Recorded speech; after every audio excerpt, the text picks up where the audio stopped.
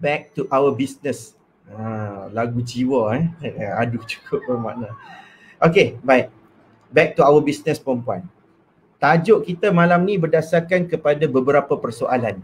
Alright. Tapi kan saya nak minta anda cuba bagi communication. Kalau katalah sekarang ni line yang saya tengah cakap ni mungkin tak elok, alright, anda just tulis je komen. Okay, tapi kalau siapa yang tulis soalan, saya mungkin tak akan tengok lagi. Tapi kalau kata tulis komen dan sebagainya, bagi tahu kata line saya sangkut-sangkut ke, kalau ramai cakap line sangkut tu, saya akan cuba buat sesuatu. Alright, sebab sekarang ni nampak gaya macam line wifi saya cantik. Tapi kalau kata line tak okey tu, anda bagi tahu je. InsyaAllah kita akan cuba repair balik. Okay. Baik, thank you semua.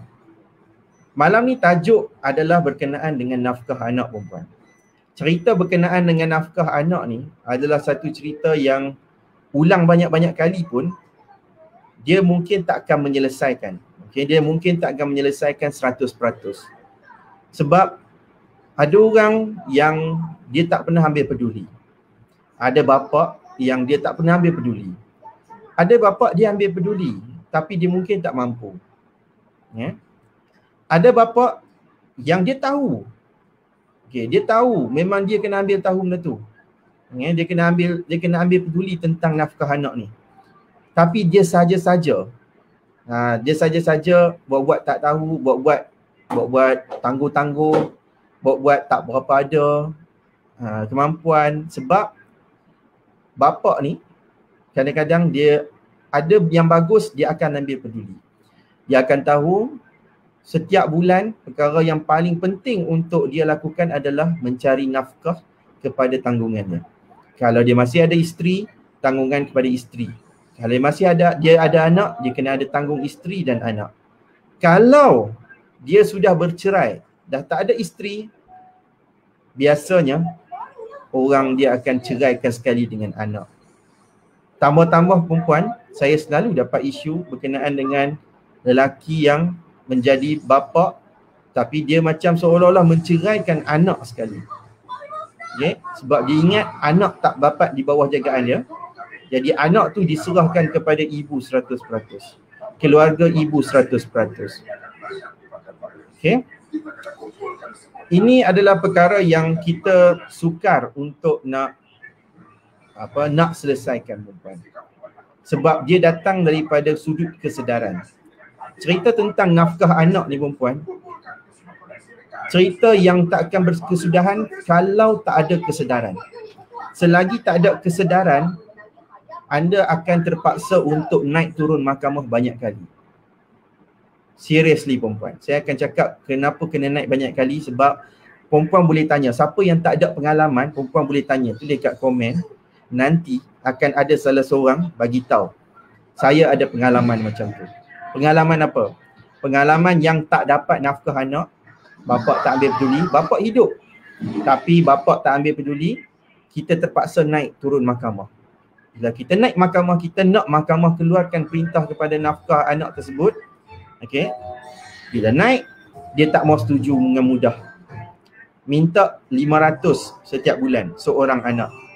Dia lawan sampai nak jadi 100 pun ada perempuan. Cuba tulis kat komen ni, siapa yang ada pengalaman macam tu, nanti akan ada orang yang nak baca. Percayalah. Okey, kenapa saya nak cerita tak berkesudahan? Sebab selepas dah dapat perintah nafkah, dia akan ada problem pula, orang akan berlaku tunggakan nafkah. Kadang seorang ibu ni, dia tak kisah sangat kalau untuk dia tak dapat. Ya? Tapi kalau bab nafkah anak diabaikan 100%, memang melepaskan langsung kepada tanggungjawab ibu. Ini yang menyebabkan seorang ibu, dia akan rasa macam tak puas hati. Dia tak akan rasa macam cukup. Okay? Dia akan terpaksa naik mahkamah selepas dah keluar perintah. Selepas dah keluar perintah, tak dapat nafkah, kita nak kena naik untuk tunggakan nafkah pula. Kita nak kena tuntut hutang yang ditanggung. Dalam masa kita tangguh hutang tu, nafkah yang sedia ada kena berjalan. Aryan, tolong slowkan Aryan. Slowkan. Dah slow ke? Sorry. Anak buka TV kuat sikit. So saya suruh slowkan sekejap. Baik. Selepas daripada dah diperintahkan untuk bayar tunggakan, dia ada problem lagi pula. Kadang-kadang ada orang yang dah diperintahkan untuk bayar tunggakan, nafkah sedia ada tak bayar, hutang tak bayar, kemudian dia pilih untuk melarikan diri, perempuan. Dia pilih untuk melarikan diri, nak bagi orang lain yang tanggung. Nak bagi pihak ibu ni tuntut kepada pihak lain pula. Yang tuntut kepada bapa merkas, bapa mertua, iaitu datuk kepada cucu. Dia nak tuntut kepada bapa menakan pula. Nak tuntut kepada bapa menakan kepada anak tersebut.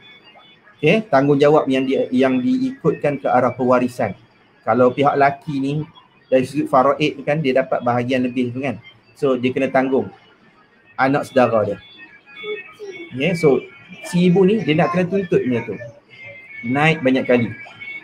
Dan ada bapa yang dia hidup, dia pilih untuk tak bayar nafkah anak dan dia pilih untuk masuk ke penjara. Ada orang macam tu, perempuan. Sebab tu saya akan kata, nafkah anak ni isu yang tak berkesudahan. Dia takkan terhenti dan kita takkan berpuas hati. Alright? Sebab tu kita kena cuba memberitahu tentang kesedaran. Kesedaran tentang apa yang perlu dia tanggung.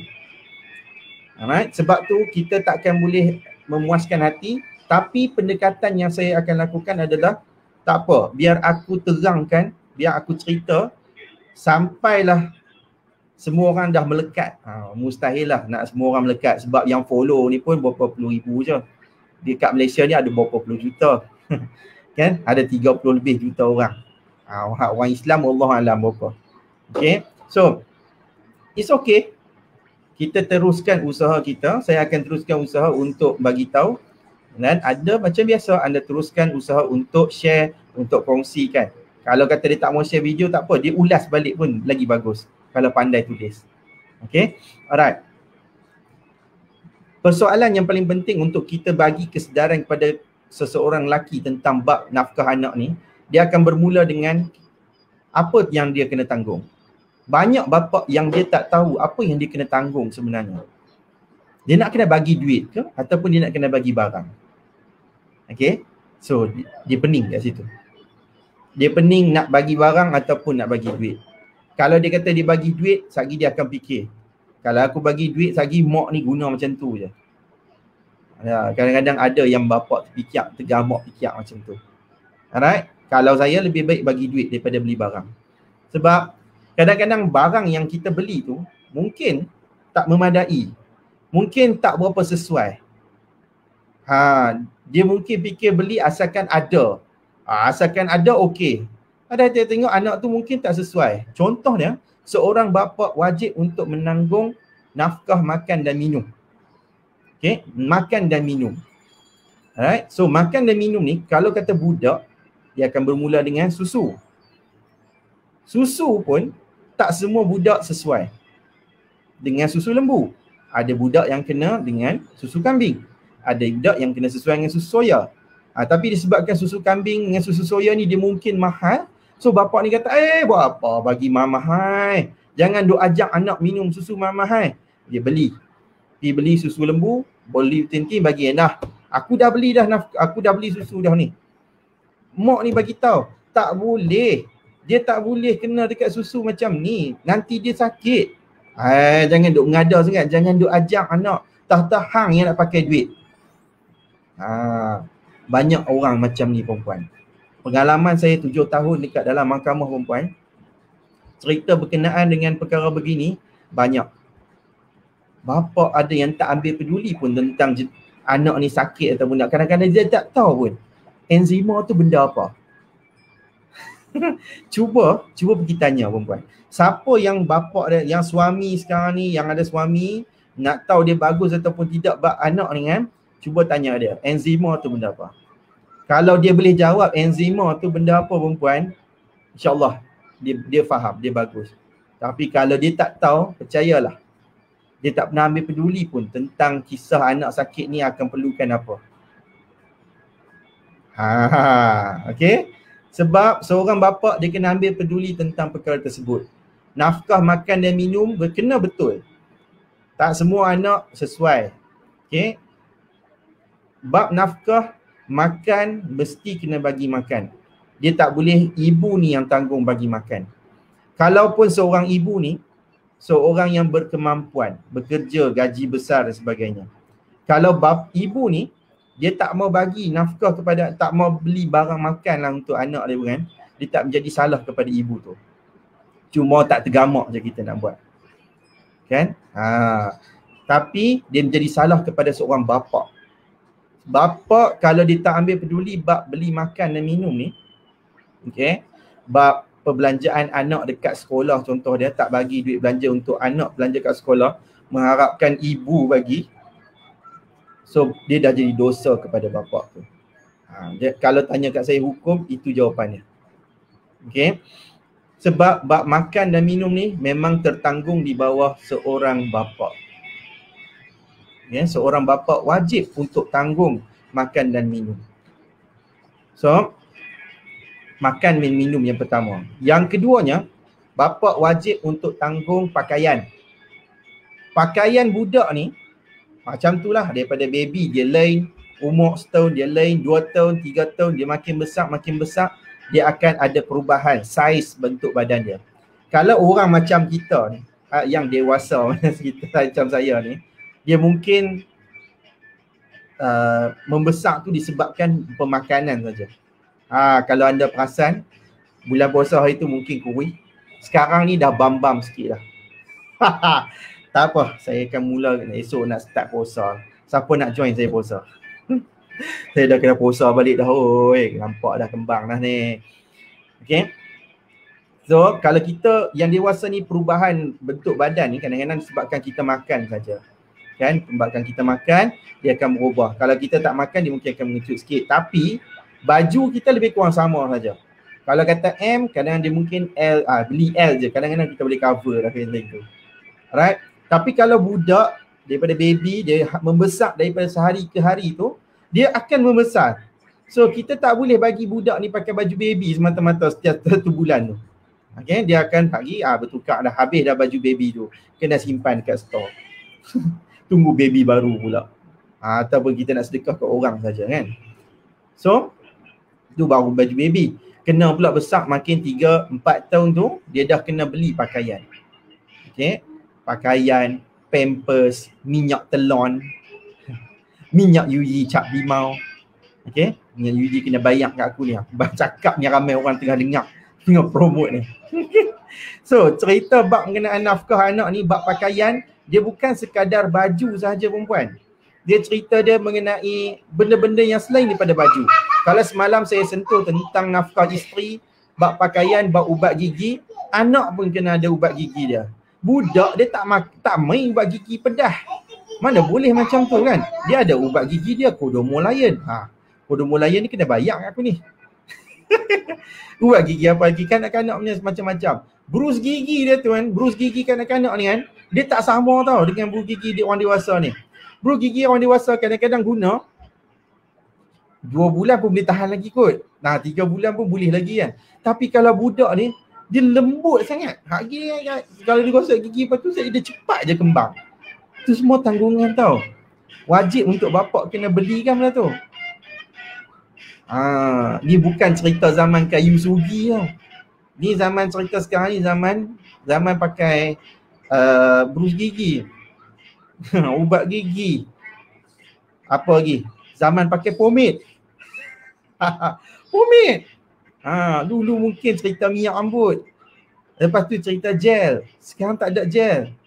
Sekarang ni pomade perempuan. Tu nampak rapat elok je tuan Fahmi. Okay. So seorang kanak-kanak, pakaiannya pun kita kena jaga. Bapa wajib jaga dengan baik. Tak boleh bagi nampak anak selekeh. So that's why bab pakaian, bab makanan jangan ambil mudah. Bapa tak boleh ambil mudah bab ni.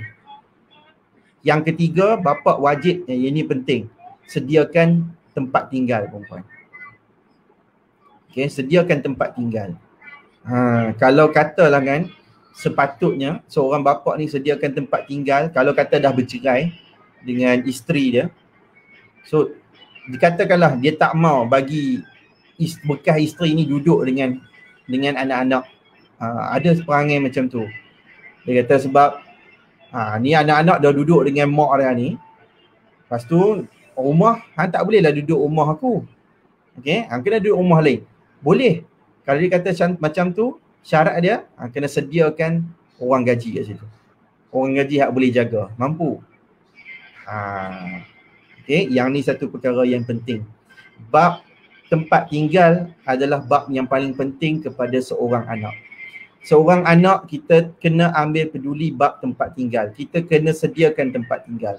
Kalaulah seorang lelaki ni dia dah bercerai, dah bagi jagaan tu dapat jagaan tu kepada ibu, bab tempat tinggal pun dia kena cuba untuk membantu. Kalau tak boleh bayar separuh, kalau tak, benda tu mungkin rumah yang dibayar oleh bekas isteri, okey, yang dibayar oleh seorang ibu, jangan buta sangat. Jangan pejam mata sangat untuk lepas everything bab tempat tinggal. Bagilah sikit duit untuk bil elektrik, bil air. Anak kita ni mustahil dia tak berak, mustahil dia tak mandi. So kena pakai air. Okay. Ni lepas bagi kat mak mertua, bekas mertua kadang-kadang dibagi, jaga, duduk kat rumah bekas mertua, haram 1 sen pun tak bagi. Itu dah melepaskan tanggungjawab dia untuk menunaikan bab nafkah tempat tinggal perempuan. Nak jadi bapak ni, dia bukannya boleh fikir mudah tau, bab nafkah. Bab nafkah ni, kalau kita terlepas, dia jadi hutang. Hutang tu kalau katalah tak selesai dekat dunia ni, ingat, peluang untuk kita masuk ke syurga tu mungkin tergantung perempuan. Tu nak jadi laki, bukan mudah kan. Kalau orang kata laki ni tak apalah, tak melahirkan anak, tak mengandung. Okay. Menjadi laki ni memang rasa nampak mudah macam tu. Sebab berat dia tu tak nampak, that's why dia kena ambil peduli bab tu. Kalau katalah tak nampak benda yang dia kena tanggung tu, dia akan ada bebanan yang akan berlaku lah dekat dia di akhirat kelak. Saya sentiasa cuba berpesan kepada diri. Jadi apa pun, nafkah anak jangan abaikan.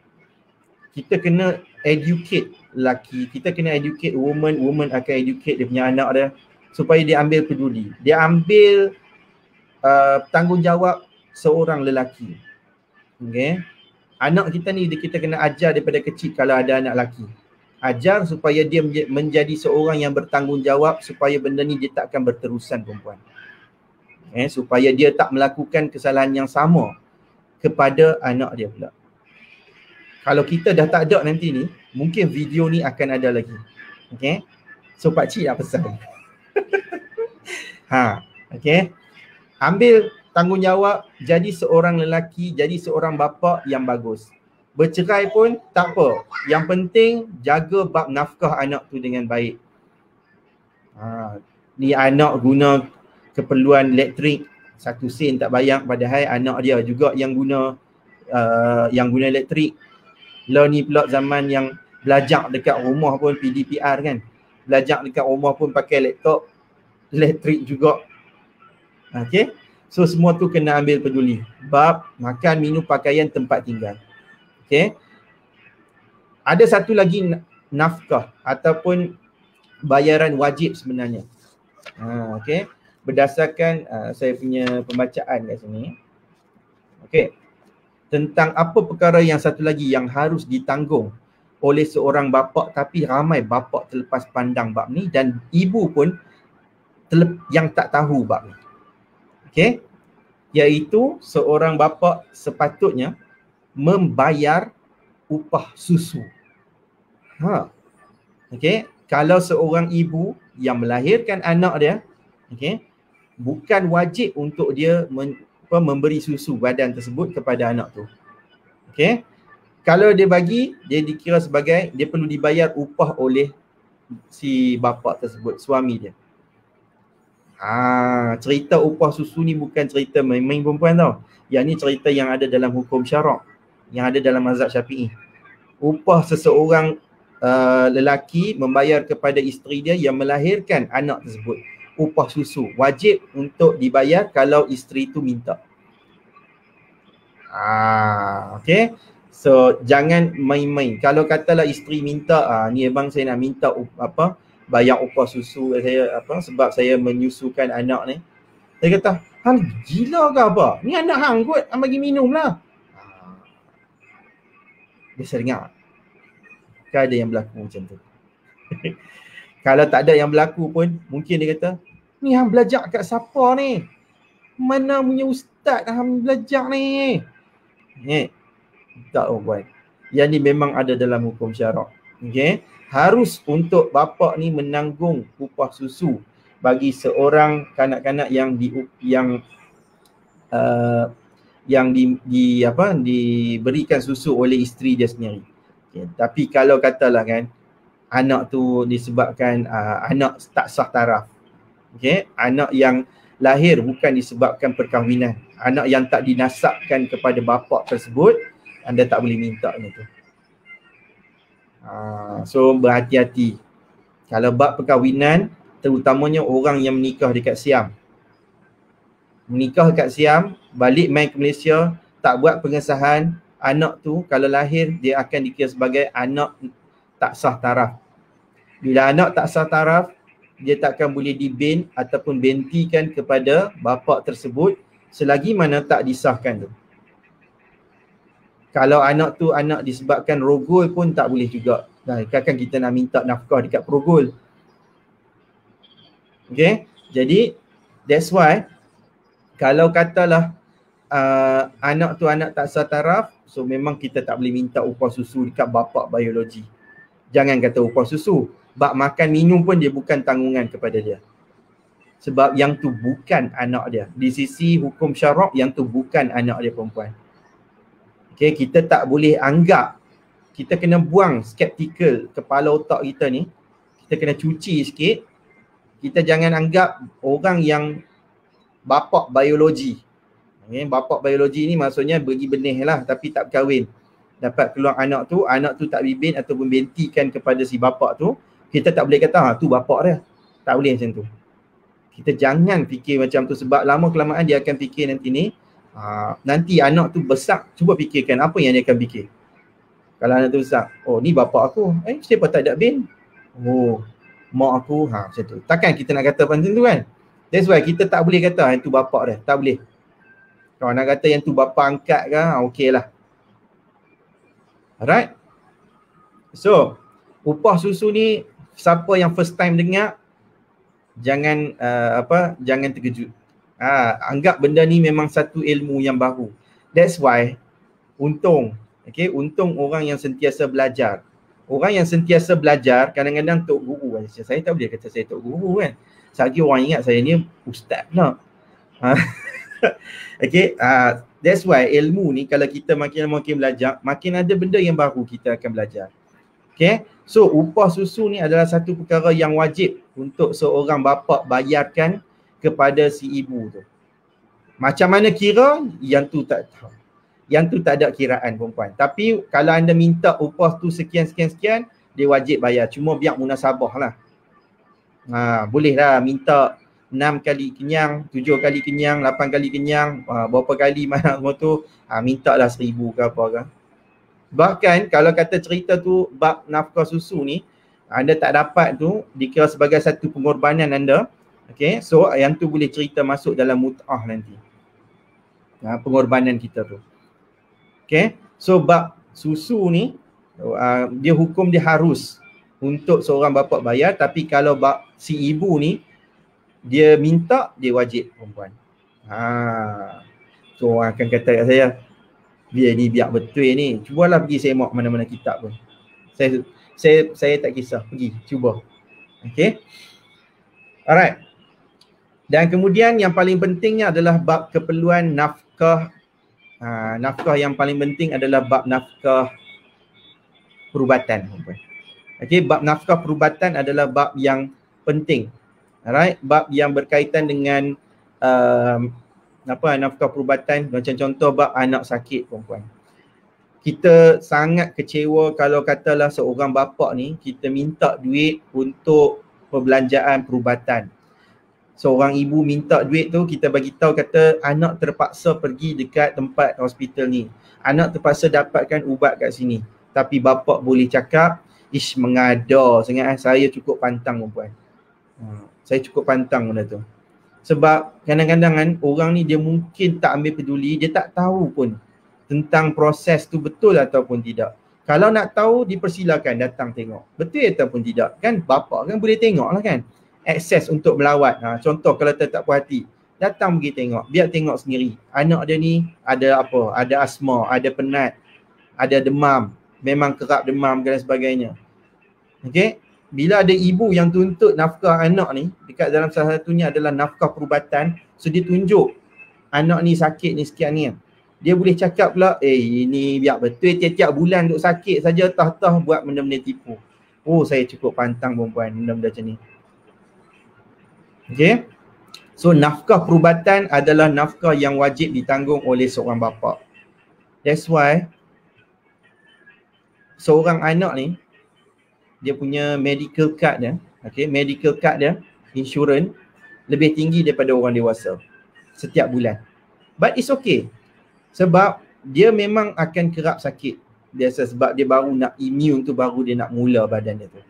Kan, dia baru nak bermula.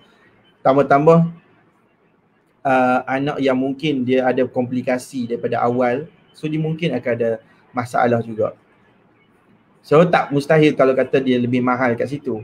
Cuma kalau bapa yang bagus, dia akan cuba untuk fikirkan bayar medical card.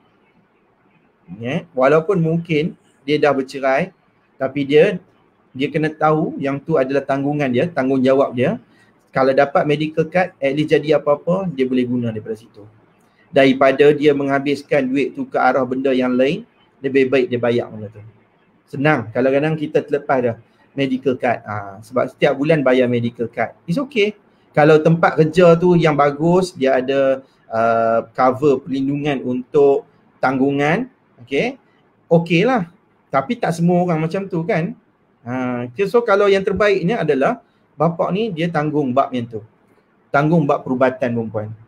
Perubatan ni penting, serius penting. Anak ni kalau kena operate, ya Allah, nak cari mana duit perempuan. Okay. Ingat Puan Khairunisa Yusof. Dia dah bantu saya malam ni. Sebab saya bukan PU. Dia kata, boleh refer Al-Quran dalam surah At-Talaq ayat 6 ada berkaitan dengan upah susu. Betul? That's why saya cakap benda ni bukan main-main. Walaupun saya bukan PU, okay, saya mungkin PA, personal assistant anda. Buat lawak pula tuan ni. Hambar tuan, hambar.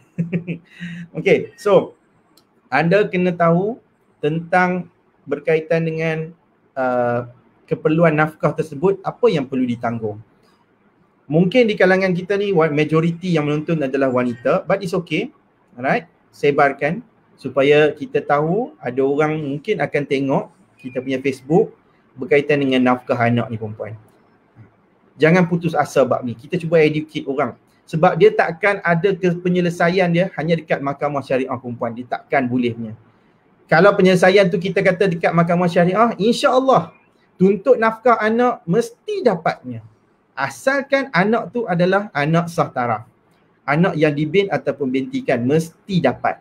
Tapi isunya berapa banyak yang kita akan dapat? Memadai tak? Kadang-kadang perempuan tak memadai langsung. Tuntut rasa sebab keperluan ni, kalau tengok dalam buku ni memang, ni buku yang saya rujuk ni berdasarkan kepada pandangan bekas Ketua Hakim Syari'i Terengganu perempuan. Bekas Ketua Hakim Syari'i Terengganu punya kiraan ni, dia kata perbelanjaan minum pagi RM2 sehari, perbelanjaan makan tengah hari RM5 sehari, perbelanjaan makan malam RM5 sehari, perbelanjaan perubatan pukul rata RM50 sebulan, pakaian solat dan bahan pembelajaran agama pun dia masuk gak RM20 sebulan, pakaian harian buah persalinan setahun RM20 sebulan, pakaian sambut raya persalinan setahun pukul rata RM20 sebulan, perbelanjaan elektrik dan air secara pukul rata RM2 sebulan. Ni habis rendah ni dia bubuh ni. Satu lagi perbelanjaan pengasuh. Tapi perbelanjaan pengasuh tu mungkin sukar untuk dapat sebab dia menjadi tanggungjawab kepada seorang ibu. So dia kata itu RM5 sehari. Ini tak dapat dah RM5 sehari ni. So total tu adalah lebih kurang RM617 sebulan. RM617 sebulan untuk seorang anak. Ni pukul rata. Tapi kita ada nampak tadi nafkah tahunan tu. Okay, nafkah tahunan untuk macam apa, pakaian hari raya dengan pakaian untuk sekolah semua tu. Dia mungkin boleh pergi seorang anak ni, kalau saya kira ni mungkin boleh pergi sepatutnya 500. Okay, 500 sebulan sepatutnya untuk seorang anak ni, dalam keadaan yang buku ni berapa tahun lepas ni. Ni tahun 2015. Lah ni dah 2021. 2021 dah perempuan weh. Harga tu mungkin tak sama lah. Kalau kata makan minum pun mungkin dah tak RM5 dah sekali makan. Barang makin mahal. Baru ni hari tu dengar dekat TV, sayur sawi mahal. Sawi naik harga. Kan? Ayam tak usah kira lah. Ayam lagi lah. Raja duk nice dia. Okay. So saya boleh kata apa, macam ni lah. Jangan kerja pandai nak buat anak je. Kalau tak pandai nak menanggung. Aku kena cakap terus terang. Biar kasar tak apa. Tu orang panggil apa, malam ni nak mencabai kan. Aku nak cabai tak apa. Peduli aku nak kata apa pun. Okay. Kadang-kadang kena keras agak sikit. Jangan pandai buat anak je, tapi kalau tak pandai nak tanggung. Orang mungkin katalah anak ni rezeki. Betul, anak ni memang betul. Rezeki akan bertambah. Saya pun setuju, 100% saya setuju. Tapi kita kena tahu dia tak main bergolek macam tu saja. Okay. Dia mesti kita kena cuba ikhtiar, usaha lebih sikit. Jangan mengharap yang tu lah. Saya tahu sekarang ni zaman yang kita dalam keadaan tertekan, alright? Kita dah kita kena cuba sedaya upaya. Betul. Saya sendiri perempuan, saya sendiri pun struggle juga sebenarnya. Tapi struggle pun kita kena ikhtiar, kita kena cari. Kalau kita tak ada, kita tak boleh nak buat kerja yang kita selalu duk buat, kita kena fikir apa yang kita boleh buat lagi yang lain. Supaya kita tak putus buat yang kita dah boleh sediakan.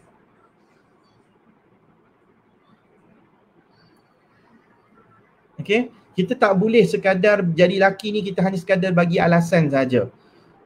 Okay? Bagi alasan, lepas tu marah-marah. Marah bila orang minta nafkah. Marah dekat kerajaan tak bagi bantuan. Saya pun marah juga perempuan. Semua orang tahu kan. Siapa boleh tahu. Tengoklah kat mana-mana tempat pun kadang saya pun marah juga. Tapi marah-marah kita tu jangan sekadar marah saja. Kita pun kena ikhtiar juga, cari peluang. Belajar ilmu tentang kewangan, belajar ilmu tentang nak buat pendapatan sampingan. Sekarang ni zaman yang jangan kata tipulah, kata aku tak tahulah nak buat macam mana, aku tak tahulah. Baik mati je kalau macam tu. Tak habis pula kan, suruh orang bunuh diri pula gini. Sorry, tarik balik. Baik tak payah kahwin. Okay, baik tak payah kahwin. Kalau kata masih duk fikir macam tu. Alright. That's why perempuan dekat Singapura. Kalau dekat China perempuan, dia nak jaga dia punya populasi, dia nak jaga supaya benda ni satu pasangan dia tak memudaratkan anak tu. Dia buat apa? Satu pasangan seorang saja anak. Anak kedua kena bayar cukai. So orang fikir. So dia nak kena kontrol benda tu supaya benda ni tak lebih. Benda ni tak terlalu banyak sangat. Okay? Tapi kita orang Islam ni memang kita punya orang Islam ni kita sangat berpegang. Kita kata lagi ramai anak lagi banyak rezeki. Betul sungguh. Rezeki sungguh, tapi kita kena pandai juga lagi banyak tu kita kena cuba untuk lagi usaha lebih. Kita tak boleh sekadar tunggu saja. Tunggulah dah apa, turunlah duit kat bawah.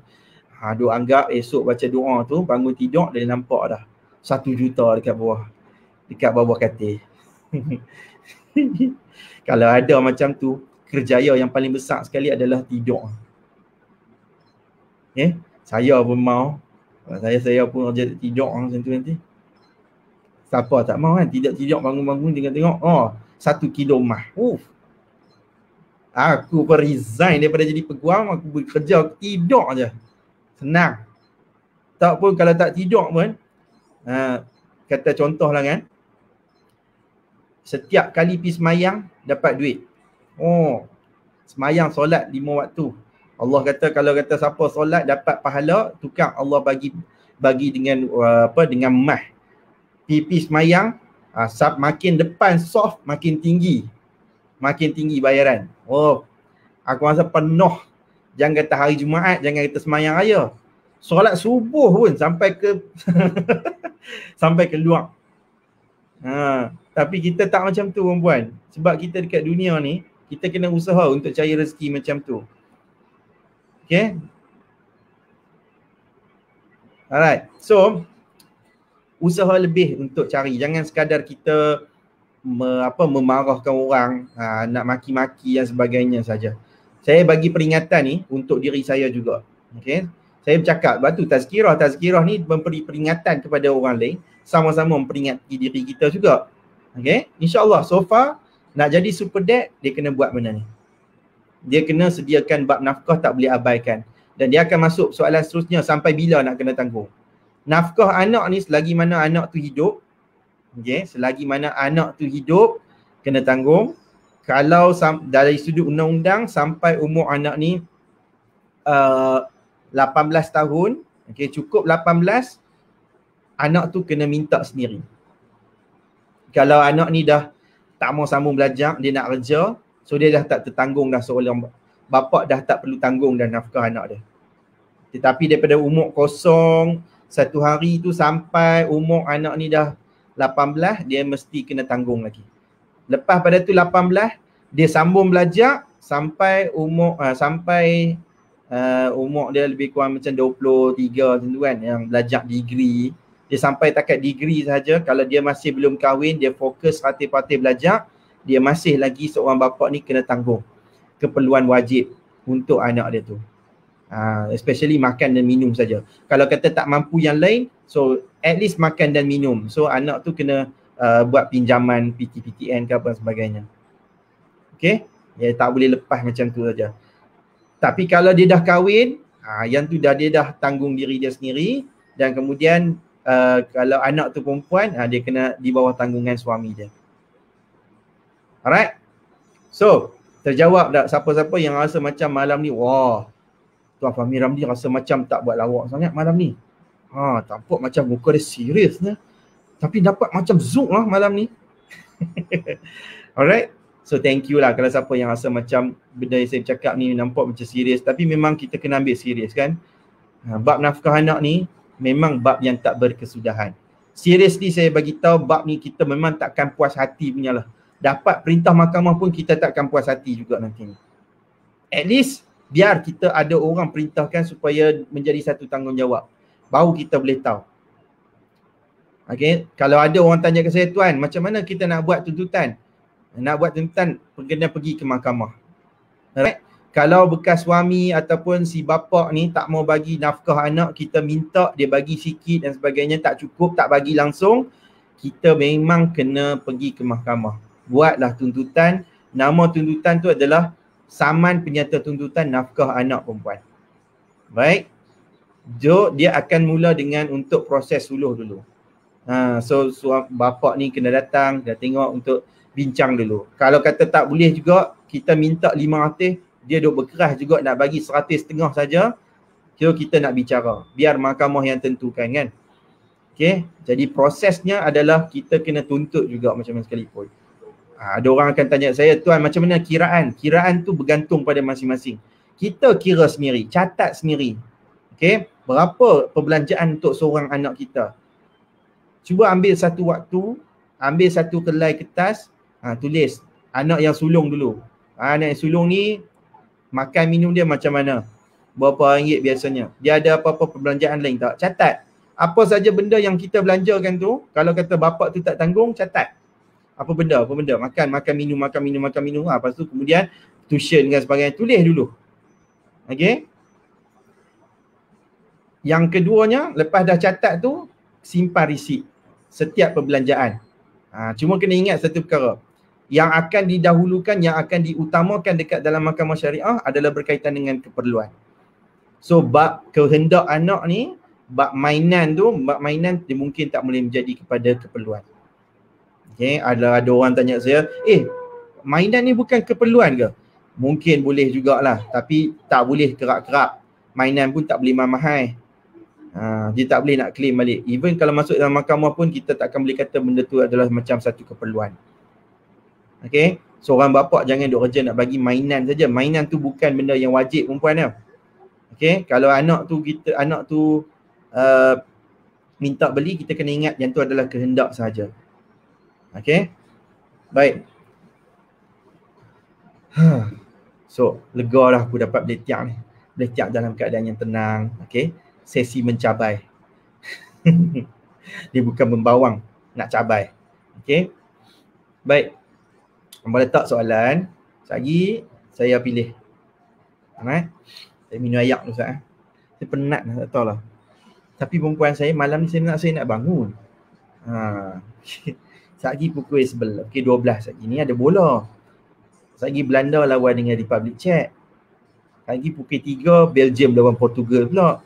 So elok saya dapat tidur sekejap. So boleh bangun kiam mulai. Sekali garung lah. Kan selalu nak dapat tengok bola, tambah-tambah Portugal lah kan. Portugal lawan Belgium pula perempuan.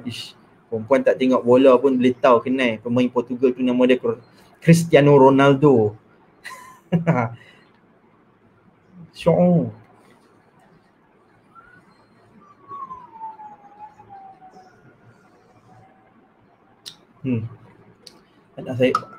Anak saya pun dah terlena lah. Tadi dia duduk minta nak makan dodoi. Saya tak mau bagi. Sebab malam dah. Sehari dia makan, lagi dia tak gosok gigi dah, dia tidur macam ni. Sehari gigi dia rosak lah. Okay.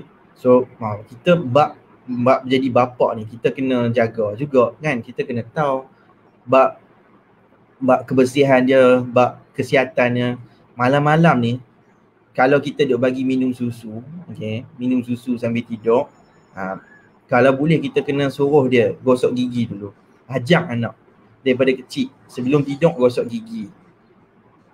Okay, sebab bahaya apa tahu tak, kalau kata gigi tu, kalau kita minum susu waktu tidur terus yang tu kan, lama-lama nanti dia akan kan gula ni kan tak berapa bagus kan. Jadi dia akan menyebabkan gigi tu nanti jadi rosak. So make sure kena belajar untuk gosok gigi, ajak kan. Daripada kecil apa kena ajak. Kalau dah besar-besar nanti ni lagi liat. Orang kata melentur buluh biar dari rebungnya. Nanti dah jadi buluh, kan benda trend rentok lah. Tu kan, pepatah yang bagus. Saya cakap macam saya orang tua pula kan. Padahal kan, saya rasa macam ramai sini yang level-level kakak-kakak, makcik-makcik dan sebagainya. Okay. Ni ramai betul menitik air mata dengar tajuk malam ni. Puan Nuraini, terima kasih lah puan Saya cakap ni dari hati perempuan. Saya geram, seriously saya tak puas hati sebenarnya. Saya geram kalau kata yang bapak terlalu berkira perempuan. Berkira sangat-sangat. Tambah-tambah bapak kalau dalam perkahwinan tu mungkin ada yang bukan tak ada isu, ada isu bapak yang dalam perkahwinan yang masih belum bercerai lagi ni. Okay. Tapi at least dia masih ada. Dia masih ada dan mungkin dia ada cuba buat sesuatu. Tapi kalau kebanyakan yang jadi isu ni bila seorang bapa yang dah bercerai perempuan. Lepas dah bercerai, dia kahwin lain. Bila dia kahwin lain, ada anak lain, anak yang dengan sebelum ni dia tak ambil peduli sangat pula. Yang tu yang kadang-kadang ya Allah, aku nak ajak macam mana lagi ni. Okay. Kadang-kadang tak munasabah perempuan nak bagi RM50. Apa dia ni? Kucing saya punya makan lagi mahal lah. RM50. Aduh. RM50 boleh beli apa perempuan? Oi, tak munasabah. RM100 pun tak munasabah. RM100.5 pun tak munasabah sekarang ni. Aku tak tahu macam mana hak yang fikir macam tu. That's why jangan kerja tu hidup kat dunia ni, kahwin, buat anak, cerai, tak ambil duli dah. Kerja duk mengharap bantuan orang je macam tu. Okey, soalan daripada Puan Kerusi Patah. Boleh buat pindaan ke sekiranya gaji suami terjejas? Boleh Puan. Boleh. Kalau kata yang bertanya ni lelaki, ya boleh buat. Kalau kata ada pihak terjejas dan sebagainya kan, boleh buat pindaan. Nama tuntutan tu adalah tuntutan pindaan nafkah anak. Tapi pastikan kena dapat perintah nafkah anak dulu baru boleh buat pindaan. Okay. Saya faham dalam keadaan sekarang ni ada yang terjejas. Tapi kalau katalah tak mau naik mahkamah kan, bincanglah. Okay, bincang dengan pasangan, bekas pasangan. Supaya dia tahu. Sebab saya percaya kan semua orang sekarang ni boleh memahami benda yang berlaku dekat kita sekarang ni. Yang terjejas, yang kita terpaksa struggle. Right? Kita faham. Kita faham sangat-sangat. Saya sendiri pun macam tu juga. Cuma jangan terlampau lepaskan sangat. Tu je. Jangan lepas langsung sajalah. At least kena bagi juga. Benda yang penting lah. Sekarang ni yang penting adalah makan minum. Kalau kata sekolah ni mungkin dah tak ada kan. Tak pergi sekolah buat apa, dah bagi duit belanja sekolah kan. Okay. Benda yang penting tu kena jaga. Walaupun mungkin dah bercerai. Kalau misalnya isu nak buat tentang nafkah anak sebenarnya nak kena detailkan perbelanjaan ke macam mana kat mahkamah. Ya Puan. Kita kena detailkan. Dia ada nafkah bulanan dan dia ada nafkah tahunan. Nafkah bulanan makan, minum, pakaian, tempat tinggal. Nafkah tahunan adalah seperti pakaian persekolahan, yuran sekolah, orang gitu, hari raya. Okay, pakaian raya. Itu adalah salah satu perkara yang berkaitan dengan tahunan. Okay, so kita kena detailkan.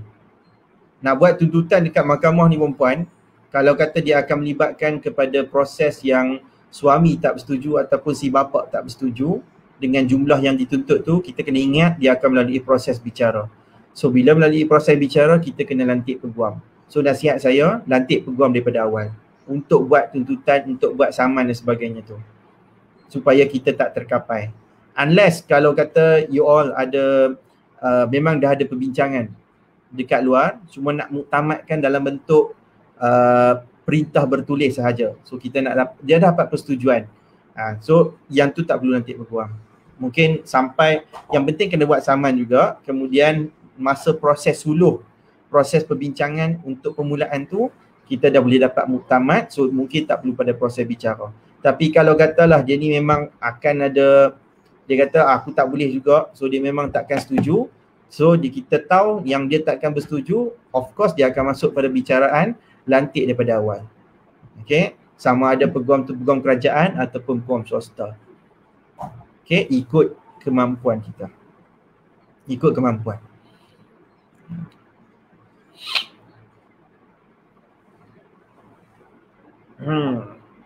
Terima kasih Tuan Hamis. Kurangnya dapat pengetahuan yang baik. Sama-sama Puan.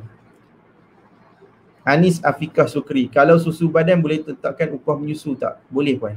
Saya pun baca tadi kan.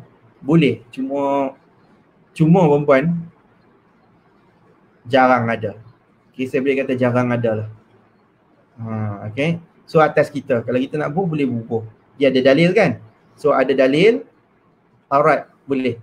Sebab di mahkamah syariah, beza dia dengan mahkamah sivil adalah selain daripada apa yang ada dalam undang-undang, mahkamah syariah menerima pakai kalau benda tu ada dalam hukum syarak. Ini kelebihan dekat mahkamah syariah. Kalau mahkamah sivil, kita tak boleh macam tu. Kita tak boleh tuntut benda yang tak ada dalam undang-undang. Okay? Kita tak boleh tuntut benda yang tak ada dalam undang-undang bertulis. Nak tuntut ganti rugi, so kita tuntut cerita berapa sekian. Tapi kalau dalam bab mahkamah syariah, kalau tak ada dalam undang-undang, dia boleh pakai dalam hukum syarak. Okay? Dalam section 245. Enactment tata cara mal mahkamah syariah. Okay? Enactment tata cara mal maksudnya enactment prosedur. Kata apa? Jika terdapat sebarang lakuna ataupun kekosongan ataupun kelompongan, mahkamah akan merujuk kepada hukum syarak. So dia akan mengutamakan mengikut mazhab dulu. So mazhab Syafi'i dulu. Kalau dalam mazhab Syafi'i ada benda tu, okey, pakai mazhab Syafi'i. Tapi kalau mazhab Syafi'i tak ada, kita boleh rujuk kepada mazhab-mazhab muktabar seperti Maliki, Hanafi dengan Hambali. Tu kelebihan dekat mahkamah syariah. So ada peruntukan, ada dalil, boleh tuntut. InsyaAllah boleh dapat. Cuma cara kiraan tu saja. Ia bergantung kepada ijtihad ataupun pandangan hakim tu sendiri.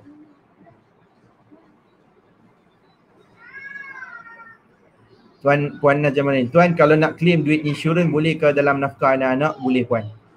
Okey, boleh kalau nak claim. Cuma nak dapat tu je. Nak dapat tu bergantung kepada kemampuan. Okey, bergantung kepada kemampuan bapa tersebut. So kita dalam tuntutan nafkah anak ni, selain daripada kita ceritakan kepada mahkamah tentang berapa keperluan anak tersebut, kita kena ceritakan juga, kita kena buktikan juga tentang kemampuan si bapa tu. Okay, buktikan kemampuan si bapa tu mampu bayar sebagainya. So kalau ada orang tanya saya, tuan kalau bapa ni tak mampu bayar macam mana? Kalau dia tak mampu bayar, mahkamah akan tentukan ikut keperluan anak tu. Okay, so mahkamah hanya tugasnya adalah mengeluarkan perintah sahaja. That's why saya cakap daripada awal tadi ni. Kalau siapa yang tanya, kalau macam tu buat apa tuntut kalau kata dia tak mampu bayar? Kalau mahkamah keluarkan perintah kan? That's why kita boleh bagi tahu dekat mahkamah ni memang benda yang takkan selesai. Dia takkan dipuas hati. Tapi at least dia perlu ada untuk orang yang nak buat tuntutan, untuk orang yang nak mahkamah keluarkan perintah. Okay? Kalau bapak tu hilang, kalau bapak tu hilang nak tuntut pun memang payah. So boleh tuntut dekat orang yang ada kaitan dengan bapak. Orang yang ada kaitan contohnya seperti datuk kepada cucu dia tu, ataupun siapa-siapa yang bercerai bekas bapa mertua, ataupun kepada bapa menakan. Okey. Tapi kita kena ingat kalau dia orang ni bapa mertua ke bapa menakan ke kepada anak ni tak mau bagi, dia kata kami pun tak berkemampuan. Okey. So benda tu memang tak boleh nak kata apa. So kita kalau kita bayar, kalau anda yang tanggung dah tu, anda boleh tuntut yang tu sebagai satu hutang. Hutang yang akan dijelaskan oleh si bapa tu kalau bapa tu dah jumpa balik. Dia takkan persudahan kan? Tapi at least saya cerita benda ni satu keperluan. Terbaik tajuk malam ni banyak bantu saya. Betul. Puan Kanisa, kalau macam si ayah bagi nafkah saja setiap bulan ke anak, tapi nak affirmkan kat kuat perlu masuk bawa tentang nafkah anak atau buat pengendosan persetujuan bersama je. Saya tak berapa sebab takut nanti tiba-tiba tak bayar pula. Macam mana ni Setiap bulan kat anak tapi nak affirmkan kat kuat perlu masuk. Yalah. Maksudnya ada persetujuan. Okay. So kalau ada persetujuan, dah bincang dekat luar, filekan juga tuntutan nafkah anak tu. Okay. So pergi ke mahkamah nanti ni, masa sebutan yang pertama, so katakanlah dua-dua ibu dengan bapa ni setuju kan, ikut apa yang ada persetujuan tu. Sebutan kali pertama biasanya dia akan pergi kepada suluh dulu. Dia akan pergi kepada proses untuk perbincangan secara suluh di hadapan pegawai suluh. So dekat pegawai suluh tu kita boleh bagi tahu kami ni ada bincang macam ni. Saya nak bagi setiap bulan ni. So dia akan tanya, betul setuju puan setuju. Bapa pun setuju okey setuju. Selesai, dia akan dikira sebagai perintah persetujuan.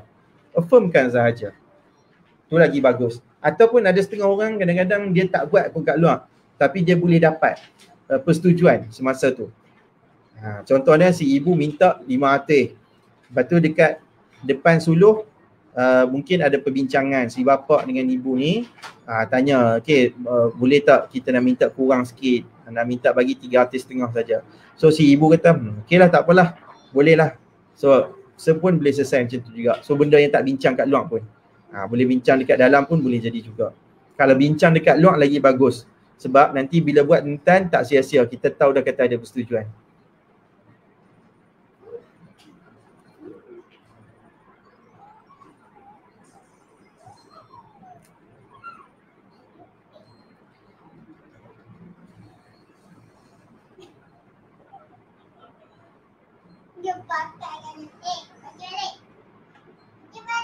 Mana?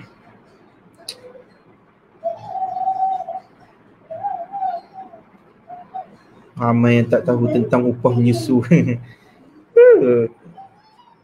Okay, memang betul. Memang betul. Aduh. Sakit belakang pula. Sebaya mungkin. Mungkin aku sebaya kan. Okey, Cik Fahmi bin Rahman. Assalamualaikum tuan. Upah susu mana lebih tepat untuk failkan? Tentang mut'ah lebih besar, tentang nafkah anak. Jawapannya tentang nafkah anak perempuan. Tentang nafkah anak tuan sebab upah susu ni dia ada berkaitan dengan nafkah anak. Sudah tentang nafkah anak. Tapi kalau katalah seorang ibu ni dia tak pernah pun minta. Dia tak pernah minta pun nafkah anak dan dia belum lagi dapat mut'ah kalau disebabkan dia berlaku perceraian. Okay, so dia boleh dimasukkan sebagai satu alasan dia. Kalau untuk nak dapat mut'ah tu sebab apa? Pengorbanan saya dalam tempoh perkahwinan, saya melahirkan anak. Bila melahirkan anak tu saya saya yang bagi minum, bagi susu ke anak tersebut. Tu contoh dia. Okey. Kalau dah dalam perkahwinan tu memang si bapa ni bagi bayar upah susu tu, so kita tak boleh nak ceritakan benda tu.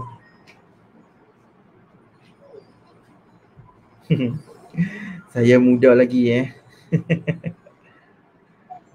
Okey, Nasra Zashasha. Tuan, misalan seorang ibu menuntut hak seperti kelas tambahan anak tapi tak memberikan itu kepada anak-anak. Kelas tambahan anak tapi tak. Okey. Dan kalau suami tak nak bagi duit untuk tapi membeli keperluan tiap-tiap bulan untuk isteri bagi tanggungjawab anak-anak. Jadi apa soalannya? Saya tak faham Puan Nasra.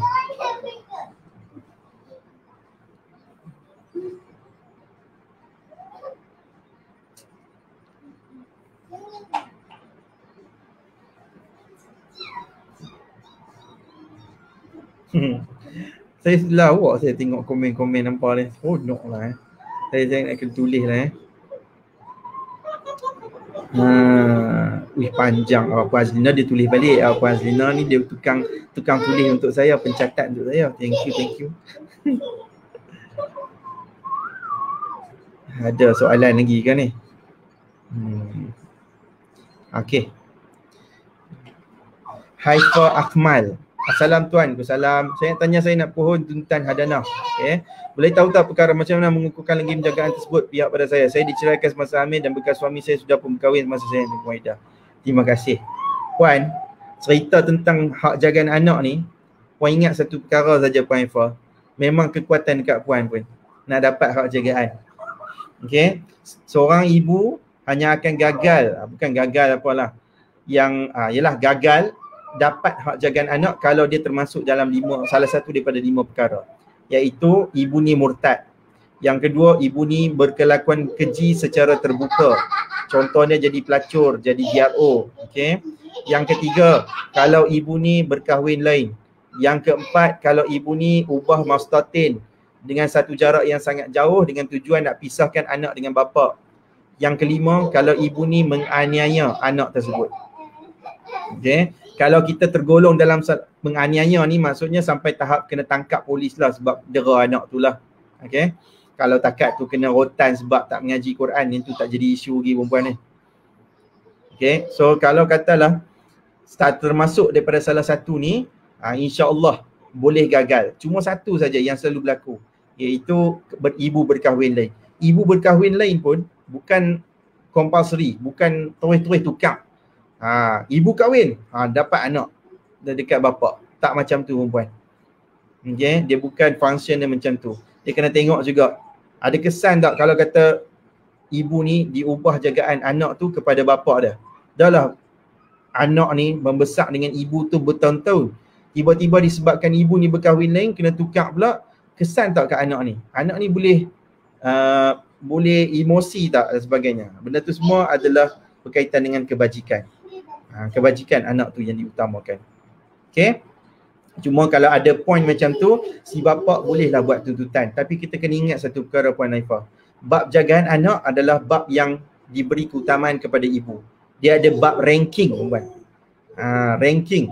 Nombor 1, nombor 2, nombor 3. So nombor 1 ibu, nombor 2 ibu kepada ibu. Okay, iaitu mak kita. Kalau mak kita ada lagi, mak kita lagi kuat daripada si bapa tersebut. Yang ketiga baru bapa. Ni bab jagaan anak. Okay. Alright. So siapa yang menonton ni, saya ucapkan terima kasihlah anda semua menonton saya ni. Dan kalau boleh tolonglah tekan like Tekan follow supaya setiap sekali saya buat live, saya buat perkongsian, anda dapat notification. Okay. Join free kot. Bukannya ada kena bayar yuran pun. So, thank you siapa yang dah menjadi follower saya yang setia. InsyaAllah saya akan sentiasa untuk berkongsi dengan anda. Okay, saya ambil 1-2 soalan lagi. Saya sakit belakang tiba-tiba ni.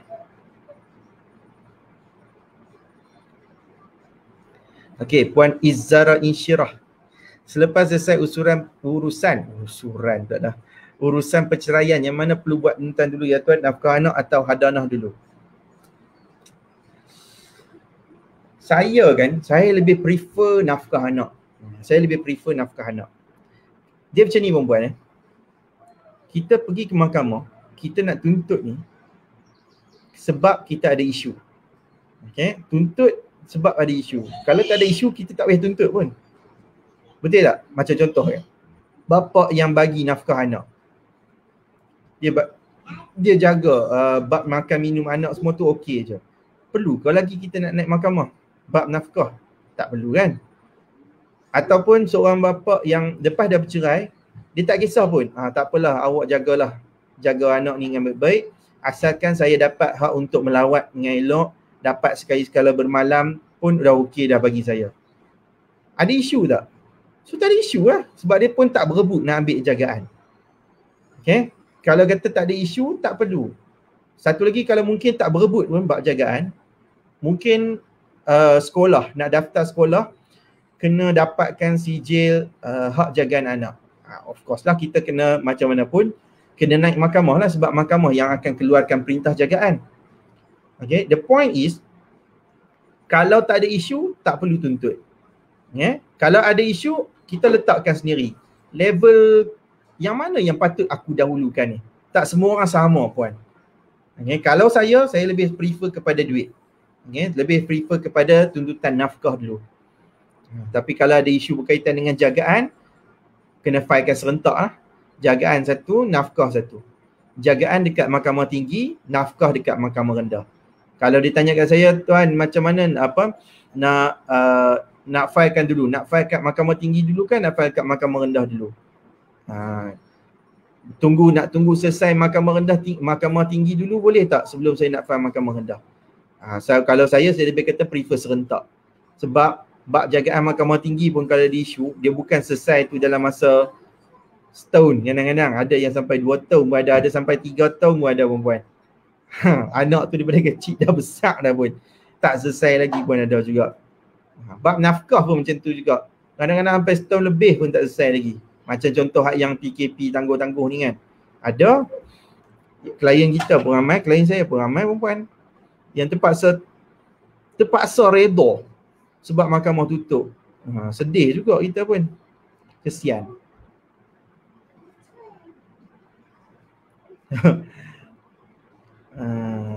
Aduh.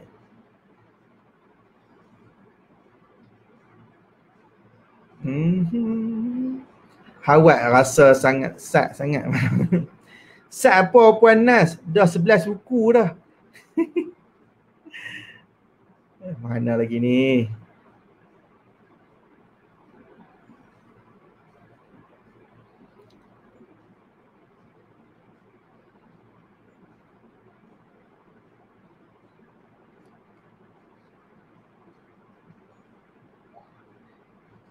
Oh, menarik soalan ni. Saya tak pernah dapat lagi. Ain Muhammad Zulkafri. Assalamualaikum. Waalaikumsalam. Berkenaan akikah anak, tanggungjawab siapa yang utama ya Tuan Fahmi? Saya kurang jelas bab ni. Akikah ni, kalau tak silap saya kan, saya bukan ustaz tau. Puan. Tapi dia tak masuk dalam bab nafkah. Okay, dia tak masuk dalam bab nafkah. Kalau dekat dalam tuntutan mahkamah ni, tak pernah lagi orang buat tuntutan dekat dalam nafkah anak tu bab akikah. Okay. Jadi, kalau dia tak masuk dalam bab nafkah, saya kata benda tu saya kena tengok lah. Saya Google sat Saya risau kalau saya sebut ni. Aku tak tahu apa hukum akikah je.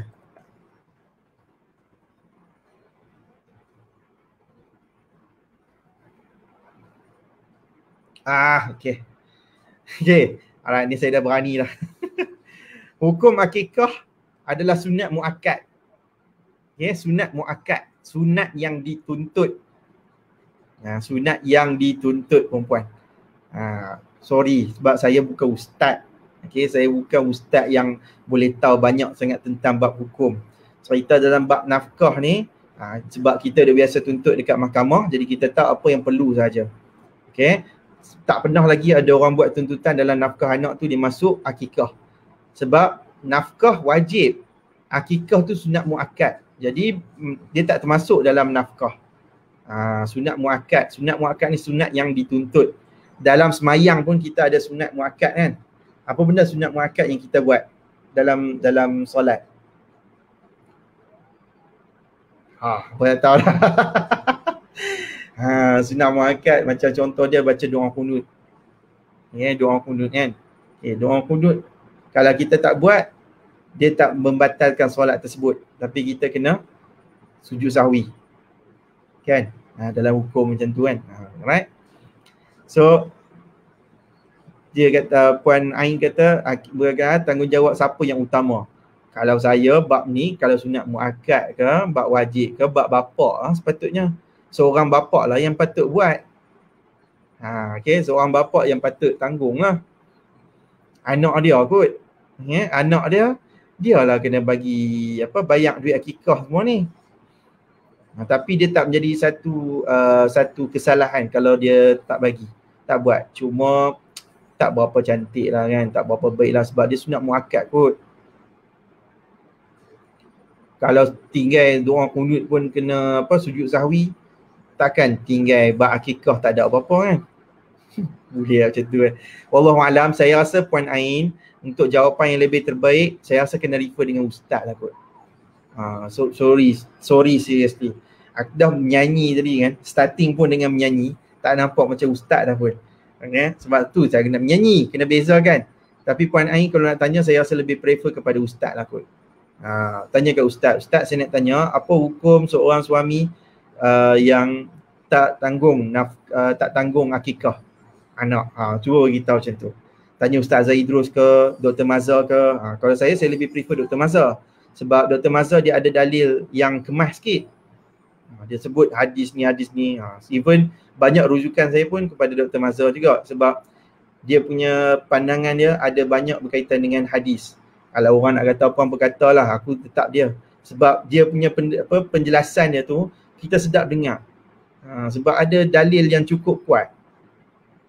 Dalil yang bukannya ikut sedap je, ulama kata tak. Dia memang sebut hadis Nabi SAW, hadis kita pun dengar kata, memang kita pun yakin. Okay, regardless lah cerita tentang politik ke semua tu, Allahualam. Tapi bab fiqh saya akan rujuk dia.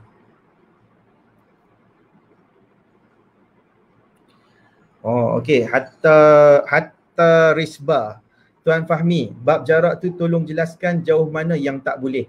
Dalam undang-undang disebut jarak yang sangat jauh dan dengan tujuan, dengan niat untuk memisahkan si bapa dengan si anak. Tapi dia ada pengecualian. Melainkan si ibu ni pulang ke kampung halaman. So kalau katalah kita bercerai, kita jaga anak tu, kita balik ke kampung kita. Duduk dekat Kuala Lumpur dengan pasangan, kemudian bercerai. Asal orang Kedah. So balik main Kedah, jarak Kedah dengan Kuala Lumpur tu kan jauh. Okay. Jadi yang tu bukan tujuan untuk misahkan, tapi sebab kita balik ke kampung asal. Dia tak jadi satu kesalahan.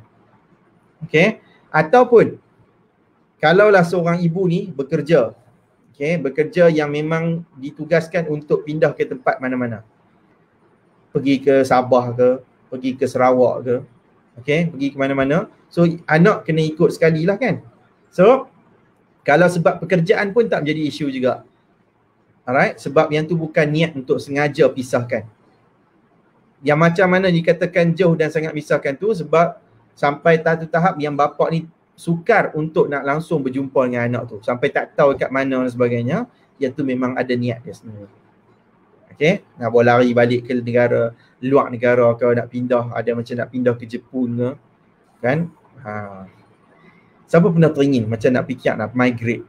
Saya tak tahulah perempuan sejak ni saya rasa macam nak fikir nak migrate je. Aku geram lah duduk. Saya teringin nak pergi duduk dekat Canada. Itu Canada ke ataupun Australia. Australia pun okey juga kan.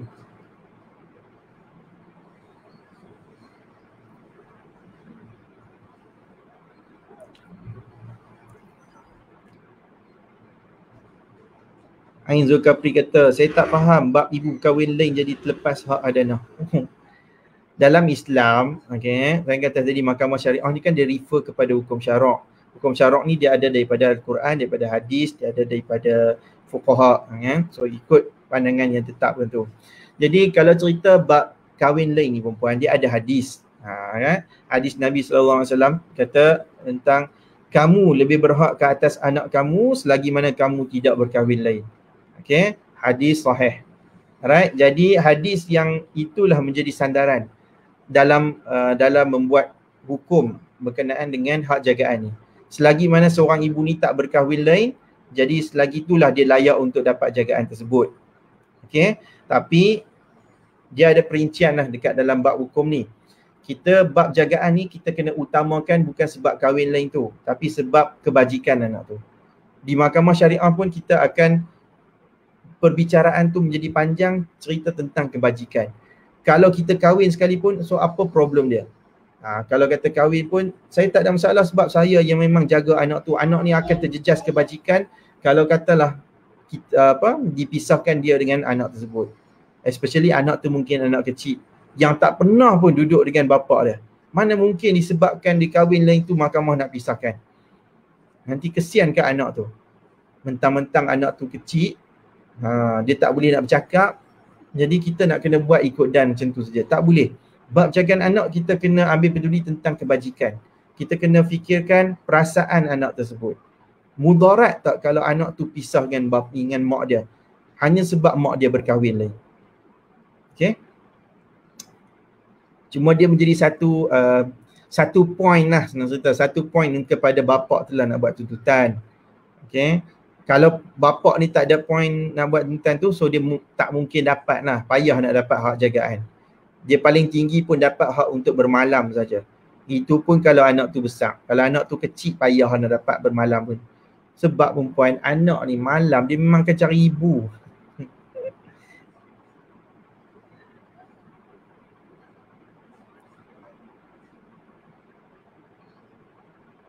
Okey, Puan Aisyah tu punya soalan ni pun ada kaitan juga. Selepas esok nanti saya akan cerita bab jagaan lah kalau macam ni. Macam mana kalau ibu dan bapa kahwin lain, siapa lebih berhak jaga anak? Jawapan saya, bapa. Okey, jawapannya macam tu lah sebab dia kata dalam hadis tu, kamu lebih berhak, dia kata, Nabi kata kepada ibu, kamu lebih berhak selagi mana kamu tidak berkahwin lain.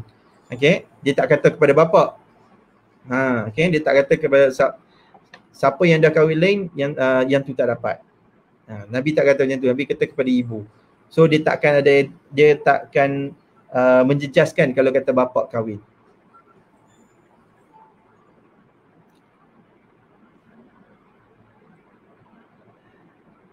Okay, alright. Saya rasa itu saja pada malam ni. Terima kasih banyak-banyak. Aduh, seriously saya tak larat dah perempuan. Saya mohon ampun dan maaf. Anda ada salah dan silap. Saya mengucapkan terima kasih kepada mereka yang dah share saya punya video ni malam ni. Memang trending betul trending apa? Sebab bab berkaitan dengan nafkah anak ni adalah bab yang menjadi satu kewajipan. Okay, jadi memang mahkamah syariah takkan jadi jalan penyelesaian yang terakhir. Okay, jalan penyelesaian bukan terakhir. Yang takkan jadi jalan penyelesaian menyeluruh. Takkan menjadi penyelesaian menyeluruh tentang nafkah anak ni. Sebab dia adalah isu yang tak akan berkesudahan selagi mana bapa tu tak ada kesedaran. Keyword dia kesedaran saja. Kalau seorang bapa ni ada kesedaran, dia takkan sekadar melemparkan alasan semata-mata. Dia akan cuba mencari jalan untuk memenuhi keperluan anak tersebut. Okay? Dia tak akan fikir untuk buat anak semata-mata. Dia akan fikir buat anak dan juga mencari nafkah untuk anak tersebut. Okay? Kita dalam dunia ni bukan pertandingan siapa buat lagi banyak anak perempuan. Kena ingat satu perkara, lagi ramai anak, memang orang kata kan, lagi ramai anak dia boleh mendoakan. Okay? Mendoakan anak-anak yang soleh kan doa kepada bapa dia, kepada ibu dia. Lagi ramai kan. Tapi kena ingat, kalau lagi ramai tu, tanggungjawab tak jaga, anak-anak terabai, Jangan harap doa tu. Kita pun nanti ni takut terheret masuk sekali dalam neraka. Sebab tak mampu nak jaga anak tu dengan baik. Dalam cerita apa saya tengok kat TV tu dia bagus juga. Dia hentam sungguh. Jangan pandai buat anak saja. Dia kata. Jangan pandai buat anak saja. Tata dengan apa? Ni cerita seorang anak ni dia marah. Sebab daripada kecil dia terpaksa bekerja. Tak pergi sekolah. Okay? Sebab bapak ni dia pandai buat anak saja. Ramai sangat adik-beradik sampai dia pun tak ada peluang untuk nak belajar, nak ada kasih sayang sebagainya. Dia terpaksa bekerja daripada kecil hanya untuk nak tanggung makan minum dia sendiri. So dia kata jangan harap aku dapat bagi doa kat hang. Oh kata berat ni. Seriously berat tau sebab kita tak tahu. Yang sebetulnya bukan sebab buat anak semata-mata. Tapi kita kena belajar macam mana nak uruskan anak tersebut. Okay? Anak ni dia boleh jadi doa yang terbaik. Okay? Penyambung kepada amalan kita nanti kelak. Okay? Tapi kita kena ingat doa yang diterima hanyalah doa anak yang soleh. Kalau pandai buat anak saja, anak tak besar dengan elok, manakan mungkin dia menjadi anak yang soleh. Wallahu ta'ala alam. Okay? Itu saja daripada saya pada malam ni. InsyaAllah nanti kalau siapa yang berminat lagi, kita akan kongsikan lagi isu macam ni. Saya akan sampaikan story-story yang ada dalam mahkamah nanti insyaAllah kalau siapa yang berminat. Okay? Yang penting, jangan lupa untuk terus bersama dengan saya setiap malam jam 10 malam. Dan insyaAllah akan ada banyak lagi perkongsian daripada saya. Okay? Itu saja daripada saya. Fahmi Ramli. Jumpa lagi pada esok malam. Aku qauli hadza wa nastaghfirullahal azim li wa lakum. Wassalamualaikum warahmatullahi wabarakatuh. Jumpa lagi. Bye bye.